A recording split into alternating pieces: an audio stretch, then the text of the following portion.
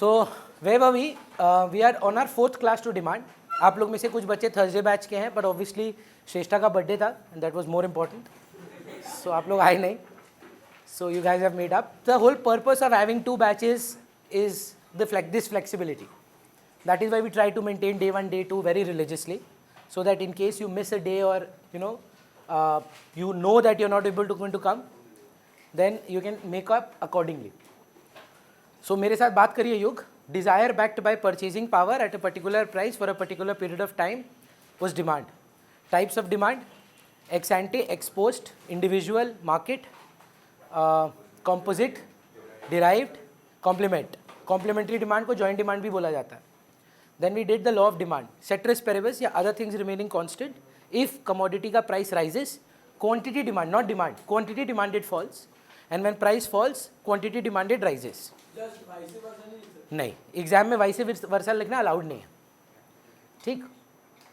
If I'm correct, Riya, after the law of demand, we discussed the exceptions to the law of demand. Achha, I haven't sent the link.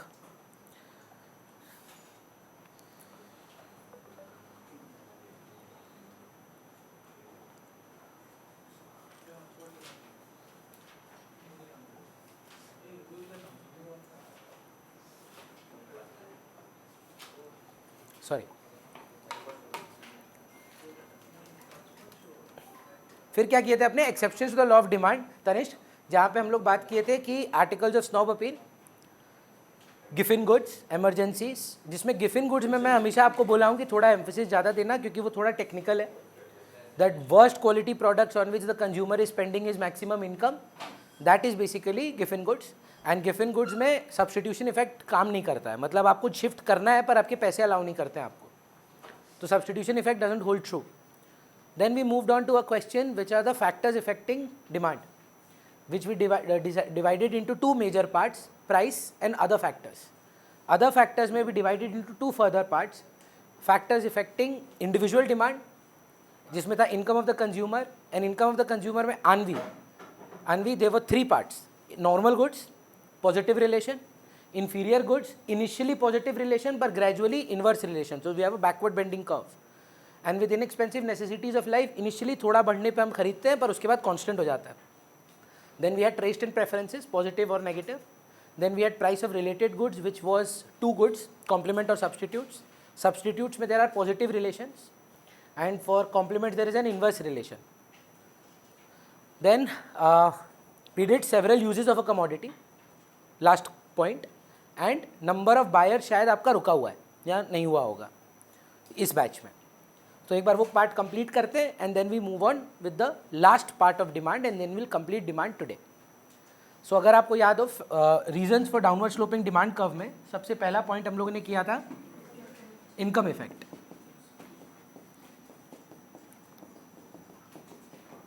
तो सवाल ये था कि देवरूप दाम गिरने पे ज़्यादा क्यों खरीदता है? Why does he buy more when the prices go down? So somebody in the class answered, because Devrup saves money. There is an increase in his real income, not income. Due to a fall in the price of the commodity, his purchasing power, real income increases. So he has more funds in hands, so he can spend more. That is why when price falls, quantity rises.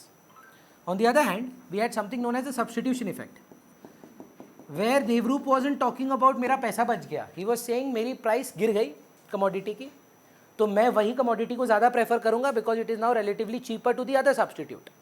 Like Pepe और Levi's का जो example था, पेपे का price गिरेगा तो आप पेपे को ज़्यादा प्रेफर करोगे, है ना. तो यहाँ पे मैं एक चीज़ को बार बार नोटिस करने बोलता हूँ बच्चों को, जो बहुत बहुत बहुत रेलेवेंट है. अगर आप पेपे का क्वेश्चन के बारे में बात कर रहे हो, लीवाइस का प्राइस चेंज नहीं हो रहा है, क्योंकि अगर आप लीवाइस का प्राइस चेंज करा रहे हो then price of related goods have changed. It's other factors. When you are describing the law of demand, it has to be price of the commodity and quantity of the commodity. मैं आपको board question में बच्चा गलती किया हुआ है, हम तो नाम भी लिए थे लास्ट बैच में नाम, फिर बच्ची फ़ोन करके बोली भैया आप मेरे नाम मत लीजिए, हम गलती किए थे, तो हम उसका नाम नहीं ले रहे हैं अब. एग्जाम में बोर्ड क्वेश्चन में ये था Riya, with the help of a diagram show the demand curve and the impact of the demand curve in case of a substitute good. So what the student made a mistake, is that they made this product, this diagram, where you have price of tea and let's say quantity demanded of coffee. See, this is not a demand curve. This is the relationship between price of one commodity and the demand for another. We don't call this a demand curve. For it to be a demand curve, what do you need on its axis? Price of the commodity and quantity of the same commodity. If the price and quantity of the same commodity is not on the y and the x axis, it's not a demand curve. For it to be a demand curve, it has to have y axis pe price of the same commodity and x axis pe quantity of the same commodity. Will this also be called as a demand curve? You have income and demand here, normal goods. Can you call this a demand curve? No, this is the relationship between income and demand for normal goods. Can you call this a demand curve? No, because on the axis we have income. For it to be a demand curve, it has to be price and quantity of the same commodity. नहीं तो वो demand curve नहीं है. चलेगा? Third point, I remember it was the law of DMU. ध्रुव, एक important question है, last batch में इसने ये point उठाया था. I want to मतलब talk about that. Tell me, why do you come every month and pay 2200 to me, you know, every month, and next month you come again, then pay 2200 again, then you come again. मतलब पर आप मेरे को मार्च के बाद तो नहीं आओगे. Very good answer, sir. And what about Tushar? Suppose he wants to discontinue in June. I'm sure you'll agree that all of you will not be here with me till March. Some of you will want to discontinue a little early. And I understand that. And what is the reason for that? Very good, sir. Economic के terms में कहना इसे उसको लगता है कि उसको 2200 का यूटिलिटी नहीं मिल रहा है. I agree with what he said. मेरे को ज़रूरत नहीं है. ज़रूरत नहीं है को इकोनॉमिक्स में क्या बोलेंगे? Utility. I am not getting utility from you, भैया. Suppose I reduce my fees to 500 rupees. Don't you think a lot of people will continue till March? ये सोच के अरे यार चलो यार 500 ही तो है, बीच में एक महीना में एक बार चले जाएं, डाउट क्लियर करने के लिए. पॉइंट क्या है? You only consume when the satisfaction that you derive from the commodity is equal. आप मेरे पास सिर्फ इसीलिए आते हो क्योंकि आपको 2200 रुपये दे के 2200 का सेटिस्फैक्शन मिलता है. अगर आप मेरे को 2200 रुपये दो और आपको 2199 का सेटिस्फैक्शन मिले, आप नहीं आओगे. सो हुआ क्या ma'am? We are at 2200 equal to 2200. This is called the consumer's equilibrium. This is the third chapter. Now what happens bro? Price goes down. So satisfaction अभी भी कितने का है? 2200 का. लेकिन दाम कितना हो गया? 2100 का. पैसा कितना दे रहा है? मतलब कितना रुपया? मजा कितने का मिल रहा है? खरीदेगा कि नहीं खरीदेगा? लॉ ऑफ डिमांड भी यही बोल रहा था. मतलब दाम गिरा, मार्जिनल यूटिलिटी कम, प्राइस से ज़्यादा हो गया, आप कंज्यूम करो. मैंने आपको एक जस्टिफिकेशन दिया था, क्योंकि मैं ज़्यादा खरीद रहा हूँ, मेरा सेटिस्फैक्शन गिर रहा है, दाम कम करो. सो ही पॉइंटेड आउट कि बाकी सब केसेस में पहले प्राइस चेंज होता है फिर क्वांटिटी, लेकिन आप ये वाले एक्सप्लेनेशन में बोल रहे हैं पहले क्वांटिटी चेंज हो रहा है इसीलिए प्राइस. जस्टिफिकेशन पहले प्राइस ही होना होगा. वो मैं आपको सिर्फ समझाने के लिए एग्जाम्पल दे रहा हूँ कि because you buy more the additional satisfaction falls and that is how why you want to buy more at lesser prices. But the original explanation is that when you are in an equilibrium and the price falls, now you have more satisfaction than the price that you pay, you continue buying. Riya, if you get a satisfaction here till 3000 rupees and you pay 2200, would you come next month? Yes, you would. But the next month, law of DMU will apply to me. You will get satisfaction lesser than 3000, let's say 2900. Has the satisfaction fallen? Yes or no? But is it not still greater than the price that you are paying? You will still continue. And that will lead to 2400. Still, how much are you paying? And how much are you getting? तो अभी भी आप continue करोगे, तब तक continue करते रहोगे जब तक 2200 इक्वल टू 2200 नहीं होता, वो आपका लास्ट होगा. क्योंकि लॉ ऑफ डीएमयू बोलता है चाहे कितने से भी गिरे, अगले बार भैया 2200 से कम का सेटिस्फैक्शन आने वाला है. सोच कर देखिए. So we will do this much more in detail when we will do the consumer equilibrium. उसी बात पे एक बच्चे ने पूछा भैया ये संभव कैसे है? आज बैठ के बोल रहे हैं आज भैया क्लास में 500 रुपये का मज़ा आ रहा है, आज क्लास में बैठ के 600 का. It's not possible to measure utility. Thermometer तो है नहीं कि मुंह में डाला, अच्छा आज यूटिलिटी आया 1000 रुपये का. यूटिलिटी का सबसे बड़ा ड्रॉबैक ही यही है कि वो मेजरेबल नहीं है.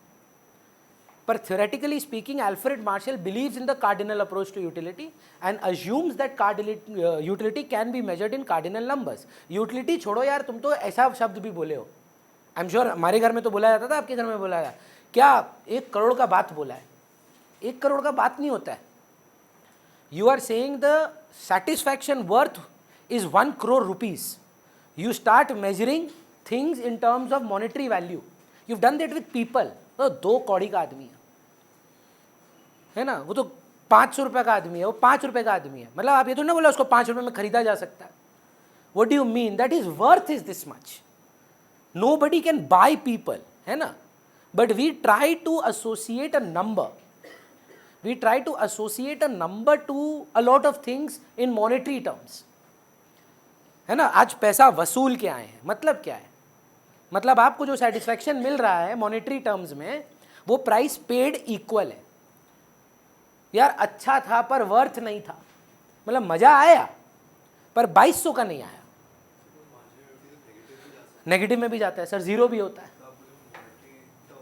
-200 का मज़ा मिला है ना. खाते खाते खाते खाते इतना खा लिया उल्टी हो गया. सेटिस्फैक्शन मिला कि नेगेटिव सेटिस्फैक्शन मिला? 100 रुपये का मिलना चाहिए था, -100 का मिल गया. होता है ना, आप उप जाते हैं.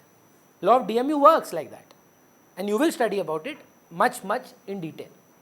Number 4th point I said is an observation. Several uses of a commodity goods with a composite demand, and I said the price, when the moment the price goes down for these goods, Dhruv, we want to buy more of it and use it for unnecessary purposes, and when the price of such goods rise, we only use it for important purposes. है ना. Petrol का price अगर बढ़ जाएगा, हमको लगता है लोग क्या करेगा जानते हैं? They will start utilizing their car maybe for a very limited number of uses. बोले यार तुमको सब्जी लेने जाना है ना, साइकिल में जाओ, या अगर आपको कहीं ट्यूशन जाना है रैपिडो करो. सिंपल सा बात है. मोस्ट इंपॉर्टेंट पर्पसेस के लिए यूज़ किया जाएगा और डिमांड कम हो जाएगा. Again observational.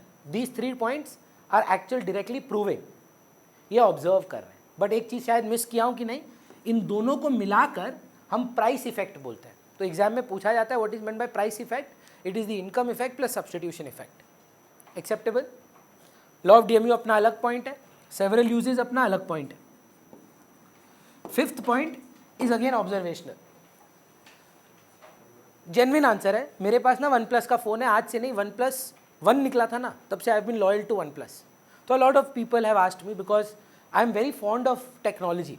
हम लोग नोटिस करेंगे, आप में से जब बात करेंगे, मेरे को अच्छा लगता है जब कोई बढ़िया प्रोडक्ट आता है. So a lot of people I have asked me that भैया you yourself say that iPhone is technologically way more advanced than any Android phone, and that is the truth. चाहे you want to not agree to it, if you have ever used an iPhone, you would know it. And if you know someone who uses an iPhone, just speak to them and see their features. You will realize that Android has a lot less features. Safety, ये वो है, then बहुत कुछ है. तो yes, 100% no doubt about that it is a way above technologically advanced phone. But it's just that I think I have the money to buy it. If I can buy a 60-70,000 rupee OnePlus flagship phone, I can buy a 75,000 rupee का lower iPhone also, और 1 लाख का iPhone in an EMI. ऐसा नहीं है कि पैसे नहीं है, पर मैं आपको सच बात बता रहा हूँ, मेरे को लगता है उसका दाम ठीक नहीं है. अगर ये अराउंड 90 पे मिल जाए ना मेरे को, तो शायद मैं ले भी लूँ. वर्थ नहीं है. तो हाँ ना में जवाब दीजिए. मैं अगर बोली लगाऊँ लाख रुपए में आईफोन, कौन कौन लेगा? एक भी नहीं. 90,000, एक भी नहीं. 80,000, 70,000, 60,000, 50,000 में आईफोन मिल रहा है. नहीं ले रहे हैं तो बेवकूफ़ी कर रहे हैं. खरीद के बेच देना भाई. पॉइंट क्या है? The moment prices are reducing, true falls, a lot of desires are converting into demand. बहुत सारा ऐसा नहीं था कि पैसे नहीं थे, पर उस प्राइस पे नहीं थे. अग्री कर श्रेष्ठ, 2200 रुपया महीना देना 2 सब्जेक्ट के लिए, मतलब बहुत डिफिकल्ट बात नहीं है.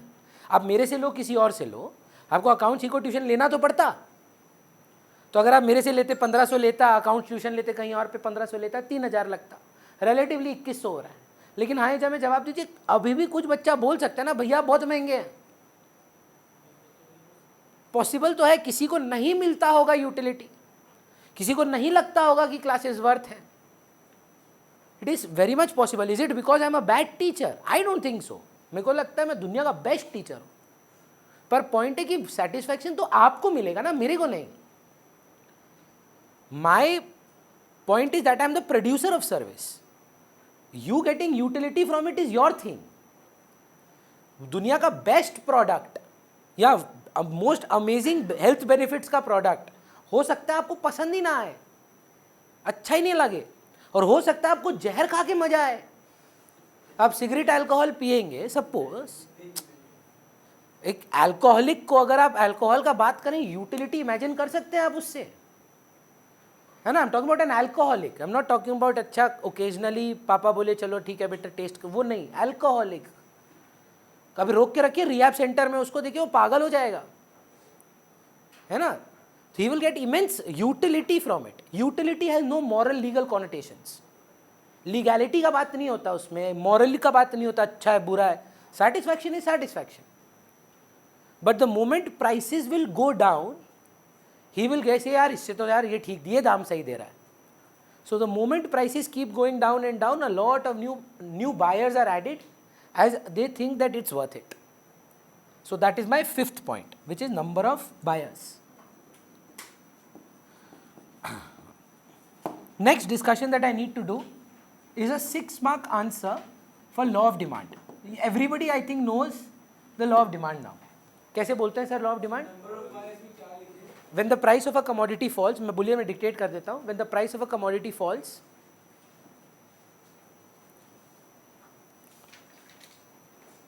a lot of desires are converted into demand. एक बार पंखा बंद कर देगा अर्नब, रेगुलेटर के पास वाला. पहला पॉइंट था income effect, substitution effect, law of DMU, several uses, और फिफ्थ पॉइंट है number of buyers. Number of buyers का पॉइंट लिखवा रहा हूँ.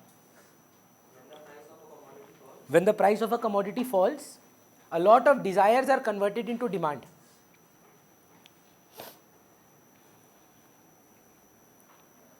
अभी लिखवा दे रहा हूं पर एग्जाम में आप मत करना, and vice versa. When the price of a commodity will rise, a lot of demand would convert into desires.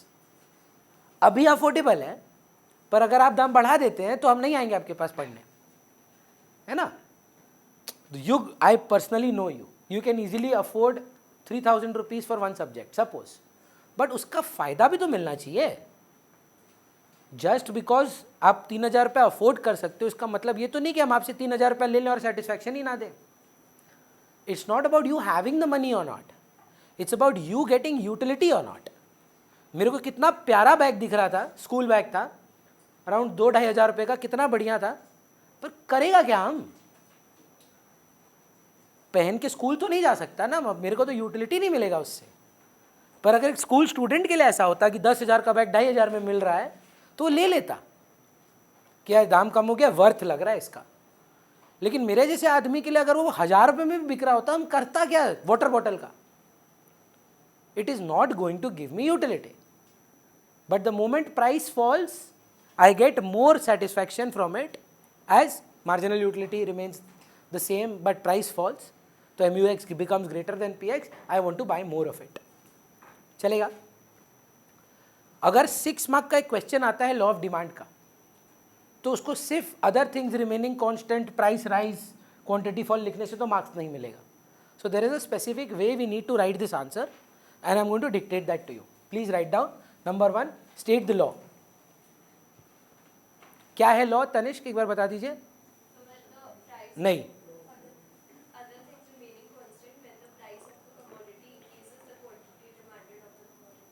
very good. And price falls, quantity demanded extends, yeah, increases.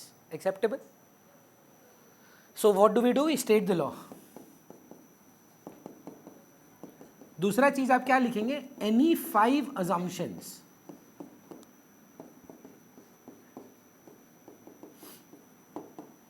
Tanish last time बताइए ना, what did you say before you stated the law? Other things remaining constant, and उन others में कोई भी 5 को उठाइए, income of the consumer, taste and preference, future expectation, और उनके आगे लिख दीजिए no change in. No change in income of the consumer, no change in taste and preference of the consumer, no future expectations, no change in price of related goods, no change in government policy, no change in consumer credit facilities. हाँ, एक अगर लिखना additional है, it is a normal good, inferior नहीं है, inexpensive नहीं है, नहीं तो फिर उस पर डिबेट हो जाता है कि क्या पता वो गिफिन हो या नेसेसिटी हो. सो नॉर्मल गुड अज्यूम कर लेते हैं. तो जब भी आप आंसर लिखेंगे सर, पहले लॉ लिखना, उसके बाद कोई भी 5 अजम्पशन लिखना. वो अजम्पशन क्या है? Other factors remaining the same. अब वो अदर फैक्टर्स को 5 लाइन में सिर्फ no change in, no change in, no change in करके आपको लिखना है. प्लीज़ भगवान करके लिए ये मत लिख के आएगा नो गवर्नमेंट पॉलिसी. एक बच्चा लास्ट बैच में बोला हाँ नो गवर्नमेंट पॉलिसी, ना ना, देश बर्बाद हो जाएगा नो गवर्नमेंट पॉलिसी से. No change in government policy. जो गवर्नमेंट पॉलिसी पहले थी वो आज भी है. नो चेंज हो जाएगा फिर. Any change would be changing the demand. Then sir we will explain the demand schedule. आप बहुत अंग्रेज हैं तो स्केड्यूल पता नहीं भाई क्या रह सही है, हम तो शेड्यूल ही बोलते हैं. अब अलग अलग लोग अलग अलग प्रोनाउंस करते हैं इसको. Demand schedule. डिमांड शेड्यूल का डेफिनेशन से पहले मैं आपको बस ये दिखाना चाहता हूँ. देखिए एक बार, ये प्राइस है, ये अंकिता का डिमांड है, ये मयंक का डिमांड है, और ये रोहिन का डिमांड है. 10 रुपये पे अंकिता 50 चॉकलेट खाती है, मयंक 500 चॉकलेट खाता है, और रोहिन 5000 चॉकलेट खाता है. 9 रुपया हो गया, दाम गिर गया. लॉ ऑफ डिमांड क्या बोलता है? ये 51 पे आ गई, मयंक 1000 पे आ गया, मैं 5002 पे आ गया. लॉ ऑफ डिमांड काम किया कि नहीं हम सब के लिए? मैग्नीट्यूड रेलेवेंट नहीं है कि भैया इसका तो खाली देखिए एक ठो बढ़ा, ये डबल कर लिया, आप 2 ही चॉकलेट बढ़ाए. लॉ ऑफ डिमांड ये नहीं बोलता कितना से बढ़ेगा, उसके लिए हमारा 3rd चैप्टर है इलास्टिसिटी ऑफ डिमांड. वो अभी बात नहीं करना है, अभी बात करना है लॉ ऑफ डिमांड पर. क्या लॉ ऑफ डिमांड पूरा हो रहा है कि नहीं? How have you proved that this is the law of demand sir? Have you proved the law of demand, yes और no? Price fall, but have you proved it in words or in numbers? Rather in a tabular form. So the definition of a schedule is the tabular representation of the law of demand. लिख लीजिए ना demand schedule के पास, the tabular representation of the law of demand. मैं बता रहा हूँ, अभी demand schedule है. Representation of the law of demand, which will be further divided into individual demand schedule and market demand schedule. Rajdeep, अगर हम लोग सिर्फ ए का देखेंगे तो वो इंडिविजुअल डिमांड शेड्यूल है, अकेले एम का देखेंगे तो इंडिविजुअल डिमांड शेड्यूल है, आर का अकेले देखें तो भी इंडिविजुअल डिमांड शेड्यूल है. लेकिन अगर हम पूरे गांव का एक साथ देखना चाहते हैं, मतलब तीनों को मिला दें, तो 10 रुपया में 5550 डिमांड किया जाता है, हाँ या ना?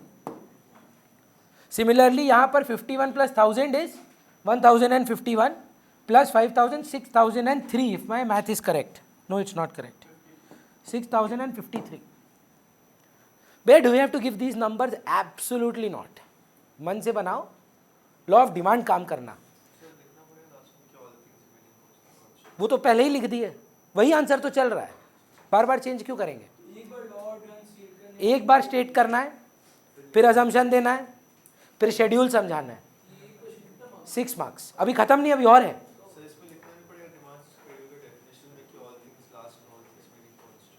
वो किसका अजम्पशन है, लॉ ऑफ डिमांड का कि डिमांड शेड्यूल का? तो लॉ ऑफ डिमांड बोल दिए हैं तो साहब पहले ना बोल दिए ना पहले. हाँ, डिमांड शेड्यूल का डेफिनेशन लिखना पड़ेगा, इंडिविजुअल डिमांड शेड्यूल दिखाना होगा, मार्केट डिमांड शेड्यूल दिखाना होगा, और नंबर्स में बनाना होगा. बुक में ना आपकी सुविधा के लिए ये लोग 2 एग्जाम्पल दिया, मतलब ए, एम और एमडी. हम 3 दे दिए आपको समझाने के लिए.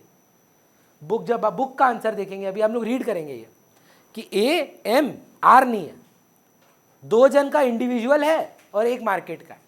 ऐड कर दीजिए, या एक एमसीक्यू में बोर्ड क्वेश्चन है पूछा ट्रू फॉल्स में बताइएगा आप। The horizontal summation of individual demand, please notice करिए, the horizontal summation of individual demand is market demand. अगर आप हॉरिजॉन्टली ऐड करते जाएं इंडिविजुअल डिमांड्स को तो आपको उस प्राइस पे मार्केट डिमांड मिल जाता है। तो ये सब चीज़ अगर आप समझेंगे नहीं और रटने बैठेंगे तो फालतू में फंसेंगे।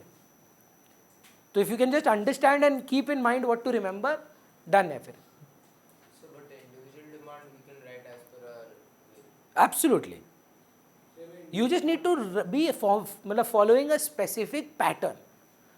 एग्जैक्ट बुक लैंग्वेज लिखना ही नहीं है हम लोग को, बस थोड़ा सा टेक्निकल टर्म्स यूज करना है, जैसे इनकम की जगह रियल इनकम लिखना है।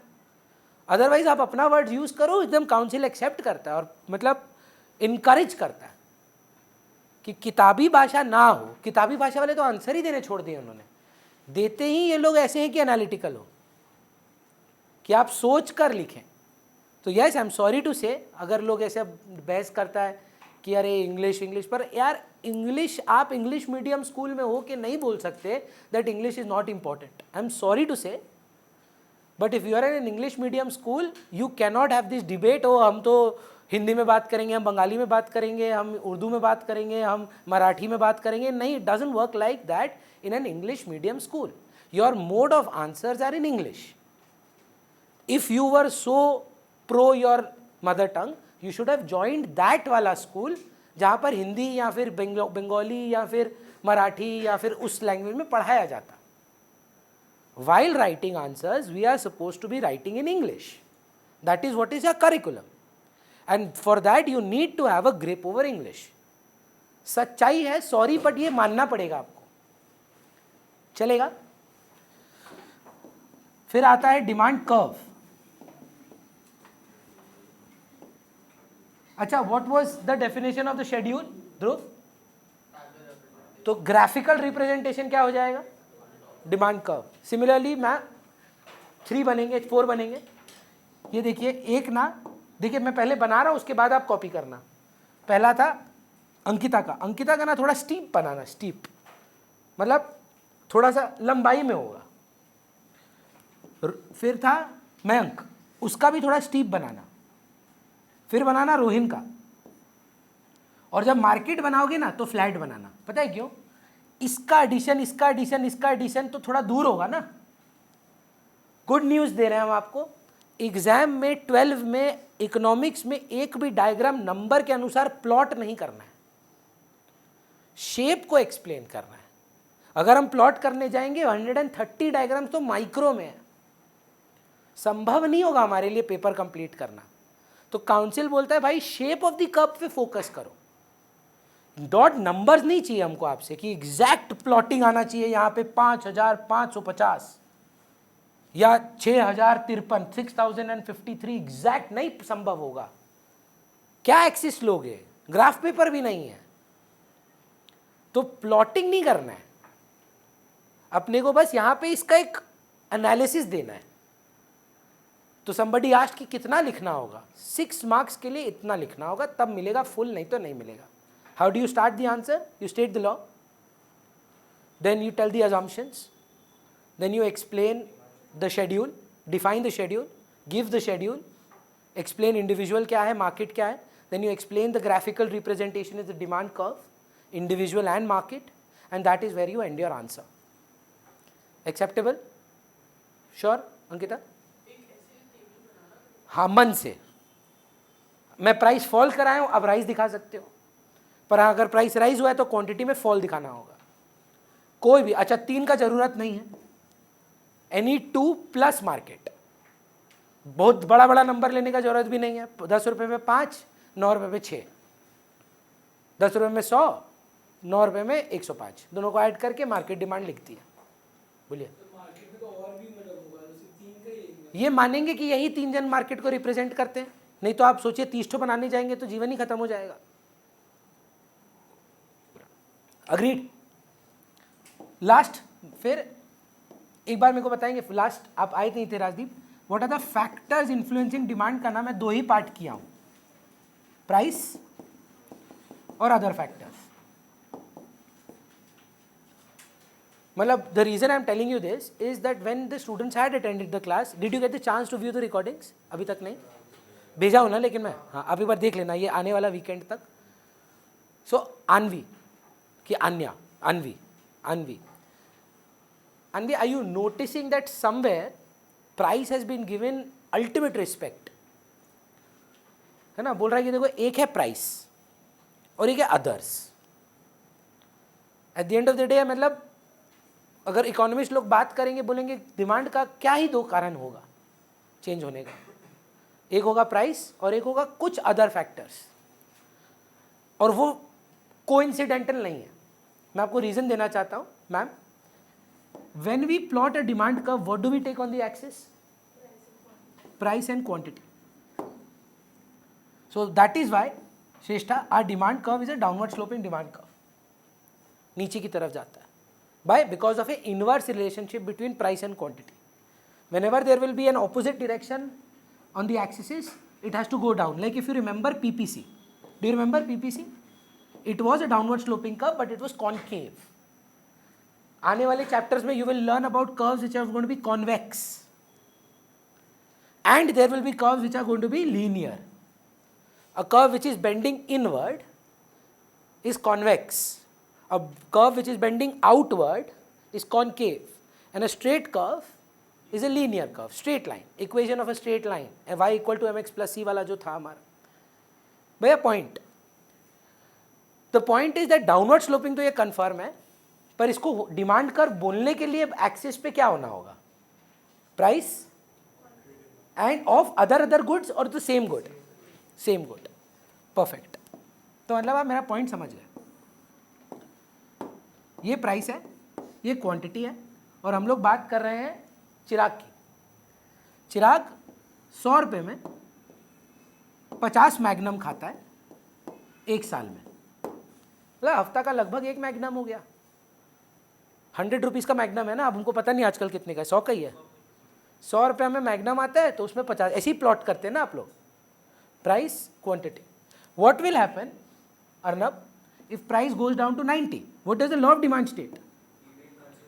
He will consume more. So can you see this going from 50 to right of 50? Right of 50 could be 51, 55. It doesn't matter what scale you are on. It has to be more.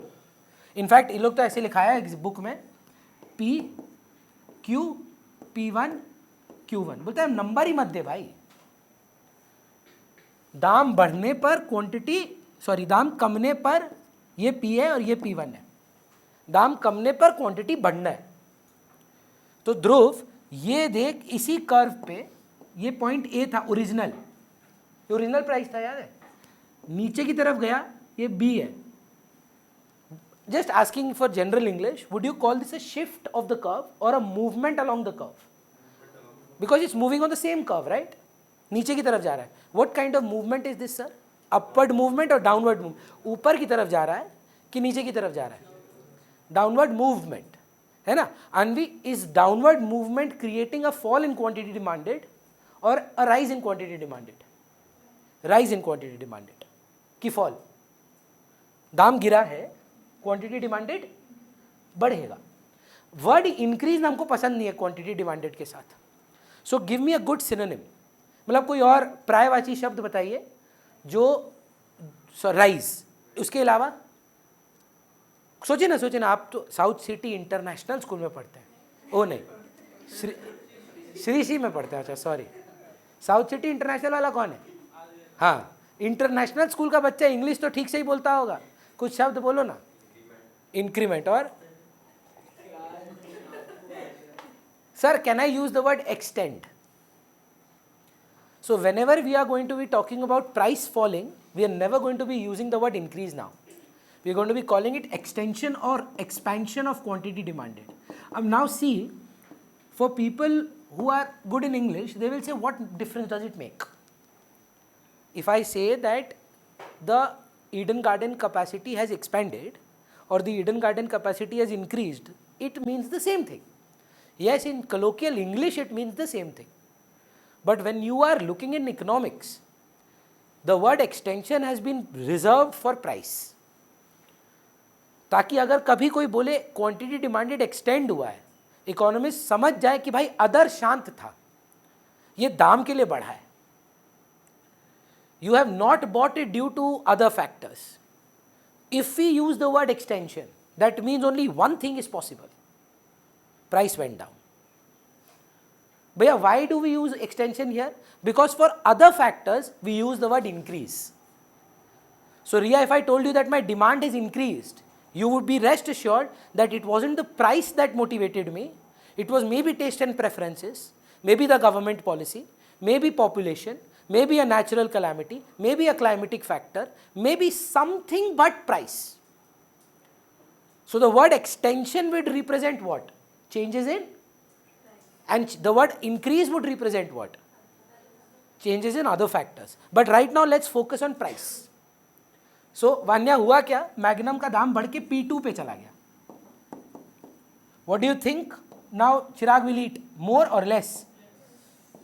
Ma'am, this upward movement, agreed, would be called what? If this is extension, this would be contraction. We cannot call decrease.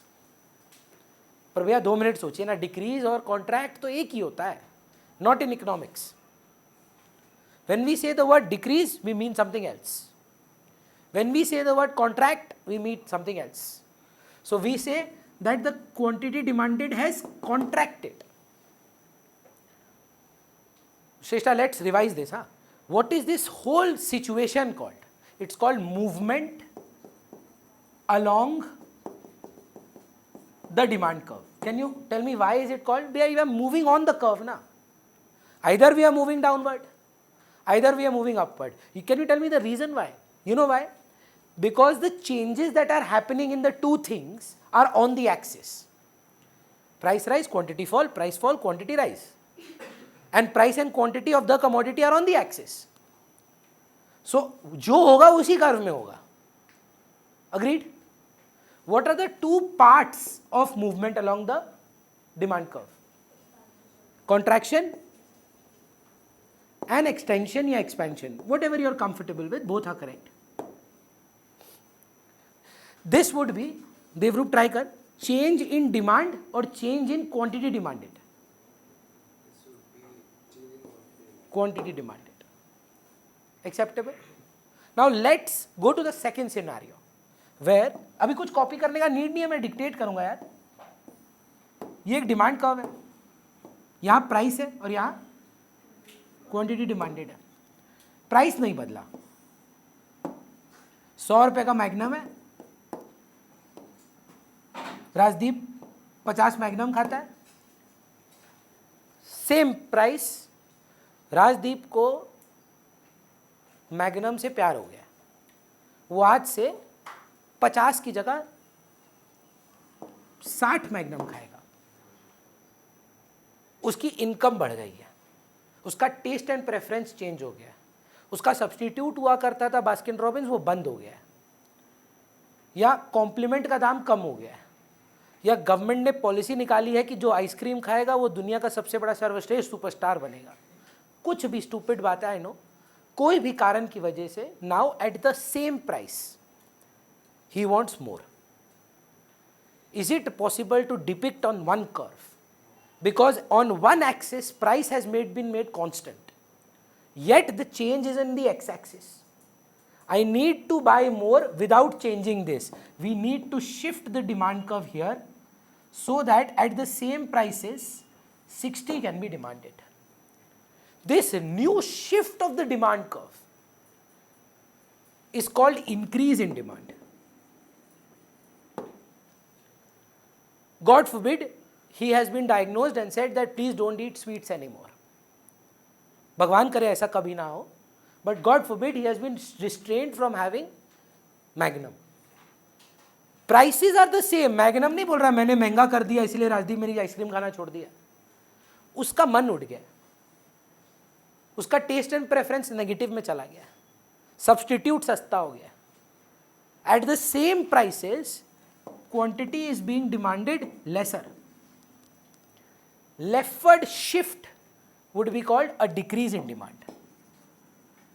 Rightward shift would be called an increase in demand. However, if the prices were moving and other factors weren't, extension, contraction. Do you understand what is happening? Like I asked Shrestha, Anvi, this situation is called shift in demand. Just like this was movement along, this is going to be shift in demand, which will also have two parts. Like there were extension, contraction. Here it was increase and decrease. This would be change in quantity demanded or change in demand? Change in demand. In an exam, we are given generally a difference. What is the difference between movement and shift? What is the difference between extension and increase? What is the difference between extension, contraction? What is the difference between increase and decrease? पहले तो समझो major दो part, movement, shift. Movement क्यों होता है? किसकी वजह से होता है? Change in price, other factors remaining constant. Shift क्यों होता है? Change in other factors, price remaining constant. Movement के क्या दो मूवमेंट्स हैं? Expansion, contraction. Expansion is downward movement. बच्चा बोलता है नहीं नीचे जा रहा है तो कॉन्ट्रैक्शन होना चाहिए. प्राइस नीचे जा रहा है, क्वांटिटी बढ़ रहा है. अपने को एक्सपेंशन ऑफ प्राइस नहीं बताना है, एक्सपेंशन ऑफ क्वांटिटी बताना है. और एक्सपेंशन ऑफ क्वांटिटी कब होता है? जब प्राइस गिरता है, नीचे जाता है. तो डाउनवर्ड मूवमेंट है तो एक्सपेंशन या एक्सटेंशन है, और अपवर्ड मूवमेंट है तो कॉन्ट्रैक्शन है. On the other hand shift के दो पार्ट्स क्या है? राइटवर्ड शिफ्ट है, मतलब एक्सिस के राइट साइड में जाना है आपको और बढ़ाना है तो इंक्रीज है. लेफ्ट में जाना है तो डिक्रीज है. Now you are ready to understand what my ex student Isha Khanna, जिसको मना की थी नाम यूज करने के लिए, डिड इन द एग्जाम. और हम उसका एग्जाम क्यों देते हैं, हर एग्जाम्पल हमें क्यों देते हैं? ताकि आपको भी याद रहे कि ऐसा पढ़ा लिखा बच्चा लोग भी गलती करता है. She is a good student. सवाल आया, show with the help of a diagram the impact on a demand curve of a normal commodity if the income of the consumer rises. Now let me tell you what she made. That is wrong. नहीं भैया, income of the consumer और normal goods का यही रिश्ता है. But this is not a demand curve. This is the relationship of income and demand. आपसे पूछा गया with the help of a diagram, please listen to the question. Explain the impact on a demand curve if the income of the consumer increases and it is a normal good. What do you think, Dhruv, should happen to your demand? Contract, extend, increase or decrease? So you just had to make another curve towards the right. Because for it to be a demand curve impact, price and quantity have to be there. ये school paper था, board paper में फिर गलती करके आई. क्या गलती करके आई? With the help of a diagram explain the impact of a demand curve of tea if the price of coffee has gone up. वो लिख के आई, price of tea, quantity demanded of coffee, positive relation. गलती क्या है? This is not a demand curve. This is the relationship between price of one good and quantity demanded of another. So if you are asking for a demand curve, भाई demand curve तो एक ही होता है, downward sloping demand curve. इसमें तो question बना दिया है लोग, why is the demand curve downward sloping. ये कैसे डिमांड कर्व है? ऊपर जाता हुआ. उसमें तो पूरा 6 मार्क का क्वेश्चन है, why is the demand curve downward sloping. ये तो डिमांड कर्व ही नहीं था, ये है डिमांड कर्व. और हम टी ड्रिंकर हैं, टी की बात कर रहे हैं, और अब बोल रहे हैं कॉफी महंगी हो गई है. टी की डिमांड में क्या परिवर्तन? शिफ्ट नहीं बोल रहे, कुछ नहीं. शिफ्ट होगा, लोग टी पीना ज्यादा चालू करेंगे, they are substitutes. Government policy आया देवरूप, जहां पर बोला गया कि ये प्रोडक्ट हार्मफुल है, इसको यूज करना छोड़ दीजिए. राइटवर्ड कि लेफ्टवर्ड? लेफ्ट में चला जाएगा. Decrease in demand. समझ पा रहे हैं? एक रीजन है प्राइस, जहां अदर फैक्टर्स कांस्टेंट है, वो एक ही कर्व में आगे पीछे होता है. कुछ बच्चा इसको बहुत अच्छा रिलेट किया टू पीपीसी. बोला भैया पीपीसी में भी था ऐसा. पीपीसी में मूवमेंट करना, एक पॉइंट से दूसरे पॉइंट पे जाना, 10-1, 2-9, याद है सब कॉम्बिनेशंस.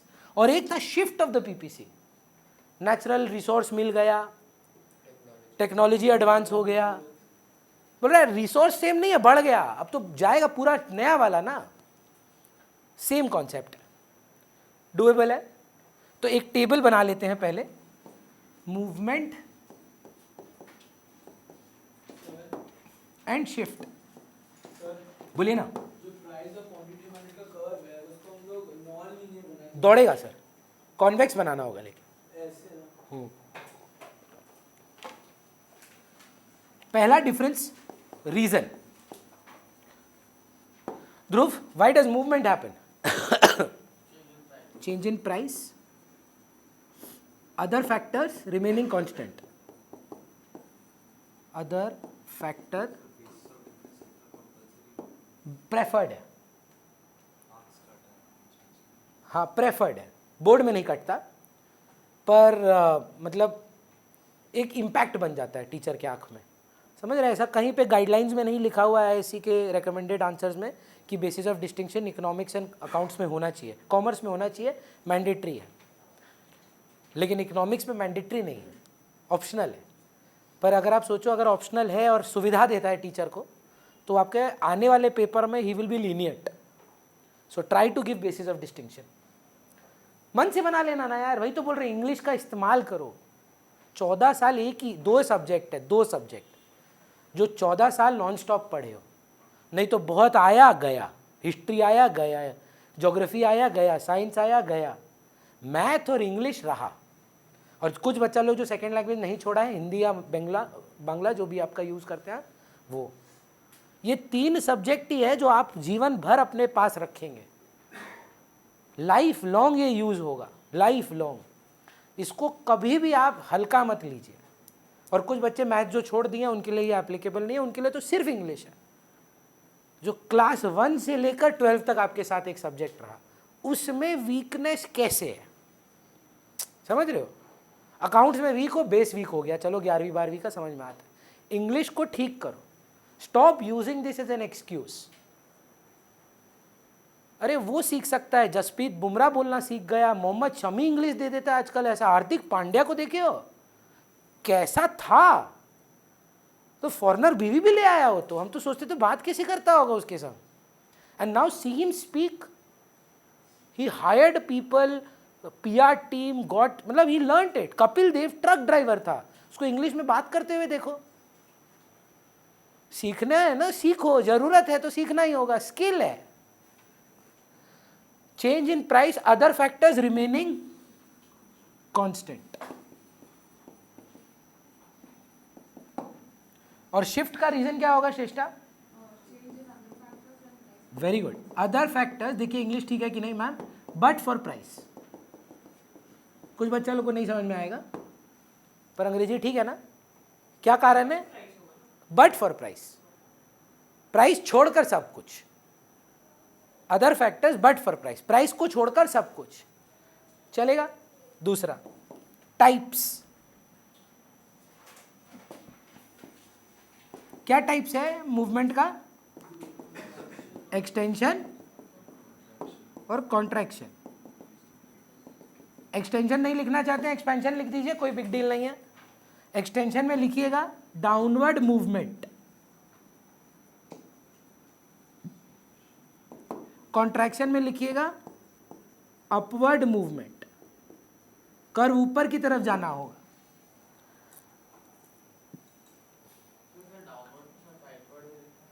उधर राइटवर्ड शिफ्ट किस में है? राइट मूव नहीं होता है, राइट शिफ्ट होता है। डाउनवर्ड मूव होता है या अपवर्ड होता है? अब मैं समझ रहा हूँ आप क्यों बोल रहे हो कि it is going towards the right. We would rather prefer if you said downward, not the left right. मतलब 4 भाग है ना यार पूरे ब्रह्मांड का, अप डाउन राइट लेफ्ट। तो अब अगर राइट बोल रहे हो ना तो you are meaning that you are going right. Right now we are not saying that it needs to go right, we saying to say that it needs to go down. समझ रहे हैं? तो types हो गया extension contraction, और इधर हो गया इंक्रीज डिक्रीज। इसका लिखिए राइटवर्ड शिफ्ट, और डिक्रीज का लिखिए लेफ्टवर्ड शिफ्ट।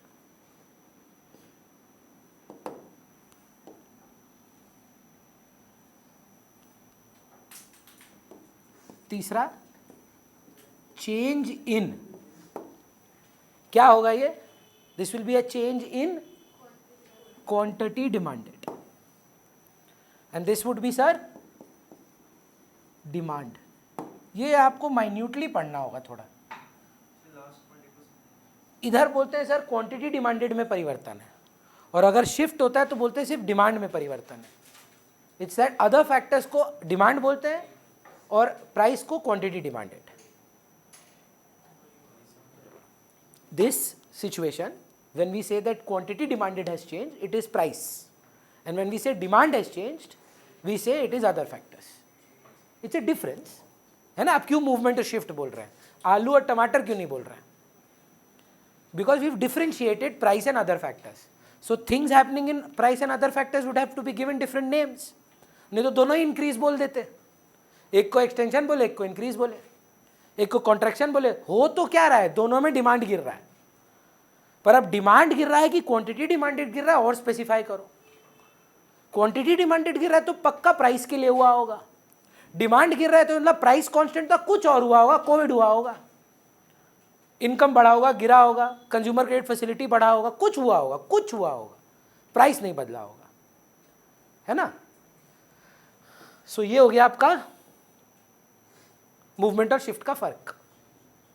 ये मेरा लास्ट डिस्कशन है। उसके अलावा एक और डिस्कशन बचता है जो अभी मैं ख़त्म करके आपको टेक्स्ट रीड कराऊंगा सारा from the beginning, the chapter from the beginning, कि ये हमने पढ़ा है और ये हमने पढ़ा है। ना कोई छूटना चाहिए और ना आपको कोई डाउट होना चाहिए कि गलत पढ़ा है। यू शुड नॉट मतलब blindly trust what I tell you, you should always question what I am teaching you, है ना? नहीं तो मैं आके कुछ भी बोल दूंगा, आप मानोगे क्यों? You will have to verify that from the text. चलेगा? नेक्स्ट पॉइंट अगर लास्ट देख लीजिए, आप लोगों में से मैथ से वान्या का नहीं है शायद, नहीं? वो आपका है मैथ? एनीबडी? आपका नहीं है, छोड़ दिए आप भी छोड़ दिए, आप भी छोड़ दिए? अच्छा, कुछ बोलेंगे? जरूर, एक बार ये खत्म करके वापस आते हैं। एहतशाम, हमको एक बात बताइए, मैथ्स नहीं अपना का 10 तक था, तो सर 11 और 12 में ना बात नहीं, 11 और 12 में ना डिफ्रेंसिएशन और ये सब बोल के चैप्टर्स आते हैं, और उसमें एक चैप्टर आता है फंक्शन, मतलब पढ़े होंगे आप। जब जब फंक्शन का सम आता है ना, तो एक इक्वेशन दिया जाता है और एक वैल्यू दिया जाता है, और x के वैल्यू में वो नंबर हम सब्सटीट्यूट कर देते हैं। एक ऐसा एक सिस्टम है। हमको याद है, हमको पाठक सर के स्टूडेंट है, तो पाठक सर ने मेरे को बोला था कि फंक्शन का मतलब ये होता है कि ये इस चीज़ पर निर्भर है ना? The reason of function is nothing but that it is dependent on this. Like if you done functions of marketing, commerce में, that your marketing is these dependent on buying and selling, assembling, ये आपका functions है, dependent on. So if I have to give a mathematical answer that what is the function of demand, what is the function of demand also called, Devrup, I think you will be able to guess this. Function of demand can also be called what? What is the demand dependent on? And other factors. So basically वो जो determinants of demand को mathematically represent अगर करना हो, तो can I write like this, that demand is equal to functions of price, income, price of related goods, government policy, taste and preference, etc etc etc bracket close. ये देख कर ना majority बच्चा बोलता है चलो ना ट्यूशन लेते हैं तो समझ में नहीं आएगा। रेवेन्यू जेनरेटिंग इक्वेशन है ये मेरा, पर है इतना लल्लू, डिटर्मिनेंट ऑफ डिमांड को मैथमेटिकली लिख दिया है। बुक में अगर आप देखोगे लिखा हुआ मिलेगा, आपको समझ ही नहीं आएगा ये है क्या, क्योंकि पी नहीं लिखा, PRE, टी नहीं लिखा, TPE लिख दिया, और नीचे लेजेंड दिया है, price of related goods, substitute. पर वो देखकर कोई ना कोई तो डरेगा, है ना? पर है क्या ये? फैक्टर्स इफेक्टिंग डिमांड का मैथमेटिकल रिप्रेजेंटेशन, यस और no? Is that absolutely clear? उसके बाद एक बच्चा का डाउट है कि इनकम ऑफ द कंज्यूमर का जो डिमांड मतलब जो कर्व है, डिमांड कर्व नहीं बोल सकते, उसका एक बार रिवीजन करके दीजिए। देखिए इनकम और डिमांड जो होता है ना, नॉर्मल गुड्स में उसका पॉजिटिव रिलेशन होता है। मेरा अगर इनकम बढ़ेगा मैं ज़्यादा खरीदूंगा, मेरा इनकम कमेगा मैं कम खरीदूंगा। पर इनकम और इंफीरियर गुड्स का इन्वर्स रिलेशनशिप होता है। पर इनिशियली हर गरीब आदमी जब ज़्यादा कमाएगा वो इंस्टेंटली बेस्ट क्वालिटी पे नहीं चला जाएगा। तो पहले क्या होगा, इंफीरियर गुड्स में वो बढ़ाएगा पर पीछे घूमेगा। अगर आपको दिक्कत है इसको साथ में बनाने में, आप इधर एक छोटा सा यहाँ बगल में बना लो कि पहले इनकम बढ़ा, हम गंदे क्वालिटी पे ही रहे, एक स्टैंडर्ड ऑफ लिविंग पहुंचने के बाद हम पीछे चले गए। देखिए कोई आदमी ना डायरेक्टली नहीं बोलेगा कि आज से मेरा थोड़ा सा इंक्रीमेंट हुआ है, आज से हम बेस्ट क्वालिटी पे चले जाते हैं। He will reach a level of standard in his life where he will say that from now I am not going to buy inferior products. Initially nobody would like to shift directly because there is uncertainty in life. So similarly देखिए अगर आप इसको मर्ज करें book से देखिए तो ये IG लिखा होगा बुक में और यहाँ लिखा रहेगा NG। स्टार्टिंग में बढ़ेगा ही। सोच ना, गरीब आदमी जीरो ओरिजिन से स्टार्ट कर रहा है, इसलिए ओरिजिन से स्टार्ट हो रहा है। जीरो पे तो जीरो खर्चा, 100 रुपया कमाया बेस्ट क्वालिटी पे चला गया, ये तो अलग ही टाइप का रईसी होगा ना। सोच के देखो, 100 रुपया कमाया, बोल रहा है आज से खाली अल्फांसो, नहीं होगा ना। धीरे धीरे धीरे धीरे धीरे धीरे एक लेवल पे पहुंचेंगे आप, उसके बाद वहां पहुंचेंगे जहां आप रोज नॉटिका पहन के ट्यूशन आएंगे, है ना। नहीं, हम बस बोल रहे हैं वो एक लेवल पे पहुंचने के बाद होगा भाई। जब आप अपना स्ट्रगल पीरियड पे हैं, जब आप हसल कर रहे हैं, है ना, जो आप लोग बोलते हैं ना ग्राइंड कर रहे हैं, स्लम आउट कर रहे हैं, उस टाइम पे कौन रईसी दिखाता है यार। वो तो बेवकूफ़ी होता है हमको लगता है, वो तो एलविश यादव करता है शायद। वो भाड़े पे गाड़ी लिया हुआ था, अभी पकड़ा गया, देखिए बोला कि मेरा गाड़ी है ही नहीं, तो भाड़े का गाड़ी है। तो आई गेस उनके लिए ज़रूरी है क्योंकि उनका इमेज ही उनका मतलब पैसा है। इंस्टाग्राम से ही जो लोग अपना घर चला रहे हैं, वो तो सब कुछ उसी पे डिपेंडेंट है कि आपका उनका क्या पर्सपेक्टिव है आपका उनके लिए। तो अगर आप कोई ऐसा आदमी देखेंगे जो लग्जरी कार चला रहा है, आप बोलेंगे ना सिस्टम, पर जब आपको पता चलेगा नहीं तो भाड़े का है, आप बोलेंगे काहे का system is rented. So it totally depends on perspective, right? And last, if you see the diagram for inexpensive necessities of life, let's change the color to white. वो ना बढ़ता है पर स्ट्रेट हो जाता है। After a certain level of point, you don't care about inexpensive necessities of life. But ask a poor person, वो तब भी बोलेगा यार गरीबी बढ़ता है तो मैं थोड़ा थोड़ा इनएक्सपेंसिव नेसेसिटीज़ अपनी लाइफ में रेगुलराइज करता हूँ, उसके बाद मैं कांस्टेंट हो जाता हूँ। तो ये 3 डायग्राम है जो इन लोग एक में लिखे हैं, इसलिए आपको देख के डर लगता है, अदरवाइज इसमें कोई बड़ा बात नहीं है।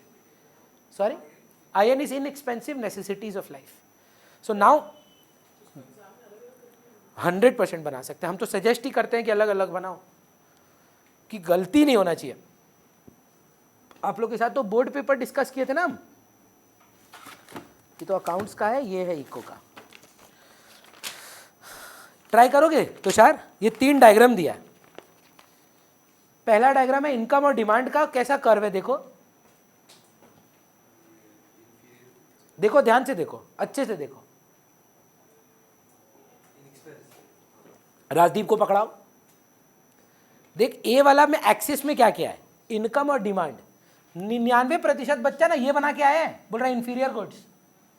आप नोटिस तो करो, सीधा हो रहा है, ये तो आईएन का कर्व है। दूसरा देख, price of Y QD of X, price of Y QD of X लिख के क्या है, मतलब आप विश्वास नहीं करेंगे, इतना चिल्लाने के बाद बच्चा लिख के है डिमांड कर्व। डिमांड कर्व संभव है ये, विच गुड्स डाउनवर्ड स्लोपिंग है तो कॉम्प्लीमेंट्स, कॉम्प्लीमेंट्स में इनवर्स होता है ना, डाउनवर्ड वाला हम बनाए third diagram. Second diagram substitutes, positive relation, समझ पा रहे हैं? Price of T QD of coffee, कैसा रिश्ता है, कैसा रिश्ता है, मतलब टी का दाम बढ़ेगा तो क्यूडी में क्या होगा, कॉफी का होगा क्या, चाय महंगी हो जाने पे कॉफी का डिमांड में क्या परिवर्तन आएगा, तो पॉजिटिव रिलेशन है।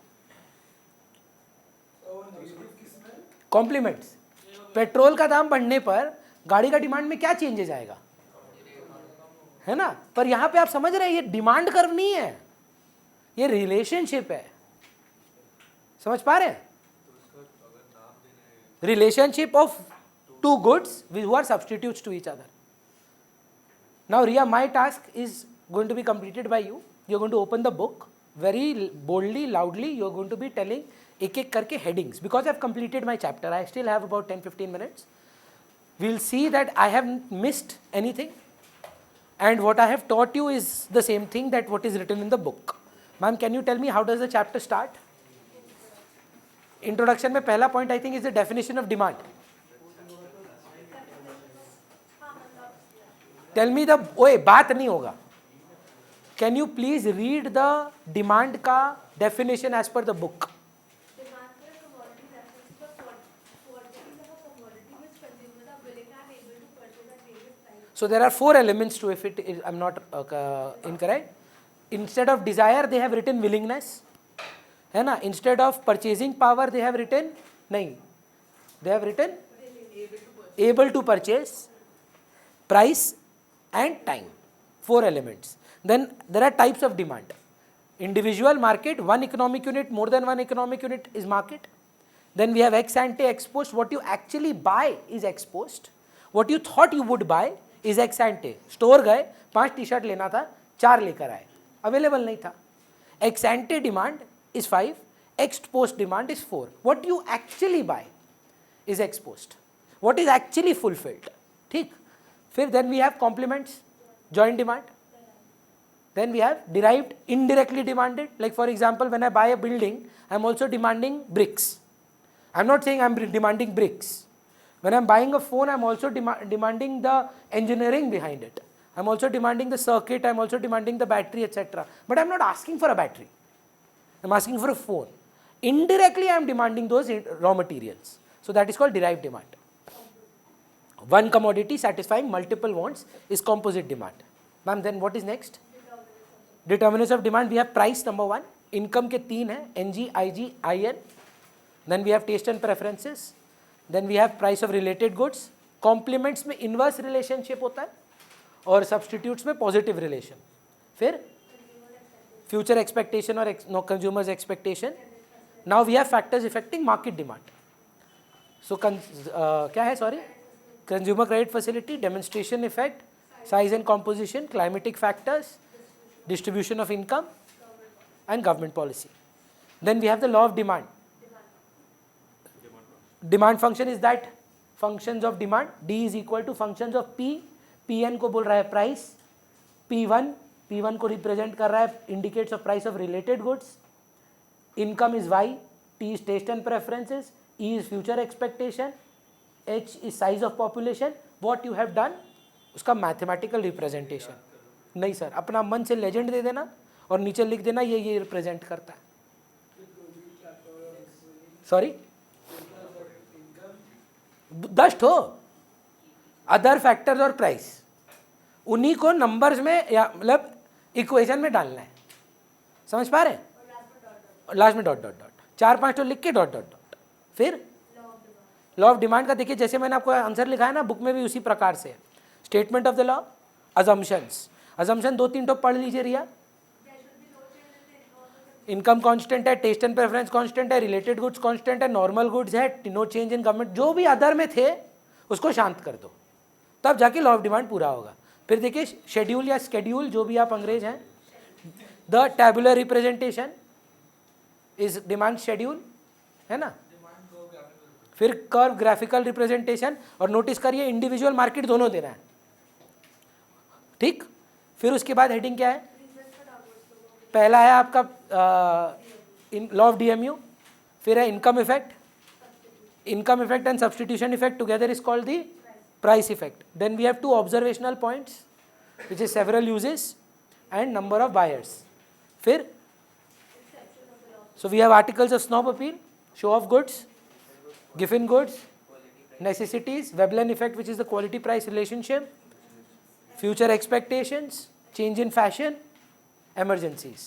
Then we have what we did today. ये थोड़ा ज़्यादा पढ़ेंगे बिकॉज ये तो रिविजन है. आज का क्लास मूवमेंट शिफ्ट पे ज़्यादा था. बताइए क्या डिफरेंस है. पहले तो मूवमेंट पढ़ के सुनाए. बुक में क्या लिखा है बोल्ड वाला पार्ट में?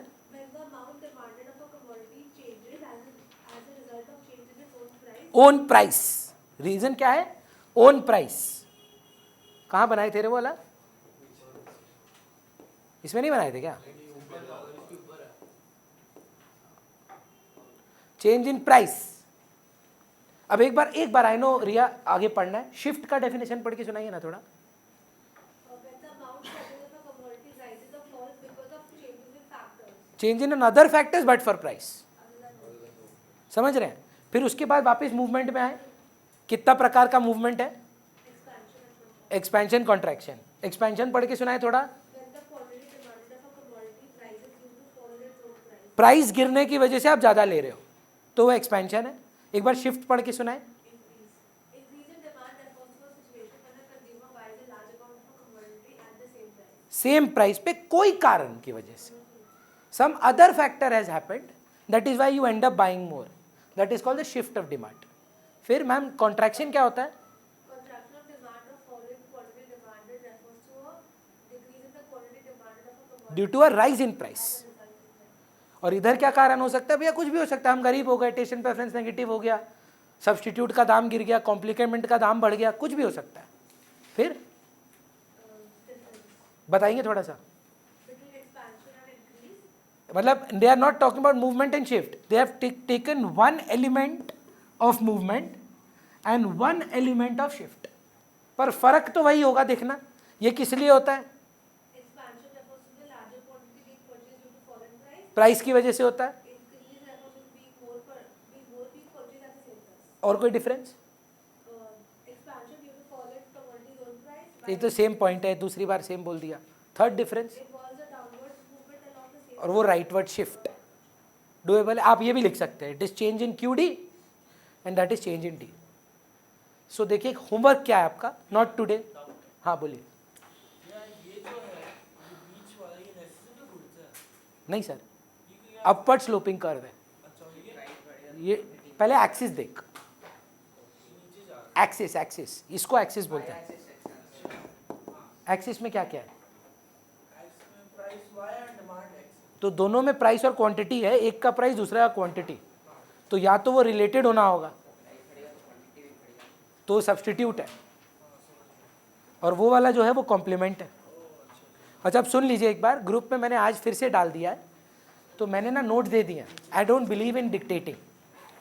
क्या है वो? टाइम वेस्ट है। मैं बोलूँगा, आप सुनेंगे, हैंड राइटिंग प्रैक्टिस होगा। आप आराम से उसको लर्न करो, एक हफ्ता लो, आप अपने पेस पर उसको फेयर अप करो एक कॉपी में, but after you learn it. Headphone लगा के गाना सुन के कॉपी नहीं करना है, कोई सेंस नहीं है उस बात का, आप भूल जाओगे। बेस्ट तरीका क्या है? If you can afford it and if it is not an issue for you, take a print out. आप प्रिंट आउट लो, आप उस प्रिंट आउट से पढ़ाई करो, वो लर्न हो जाए। वो प्रिंट आउट फेंक दो, उसको अपने कॉपी में अपने हाथ से क्वेश्चन आंसर फॉर्मेट में लिखो, बिना देख के। अगर लिखना ही है एक ही बार लिखेंगे, पहले लिखेंगे लर्न करने के लिए, फिर वहीं से लर्न करेंगे, ऐसे नहीं करना है, एक ही बार लर्न करेंगे।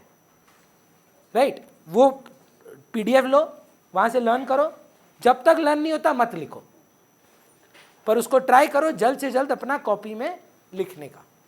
चलेगा? चलिए, तो next week will meet. Tomorrow there is no class.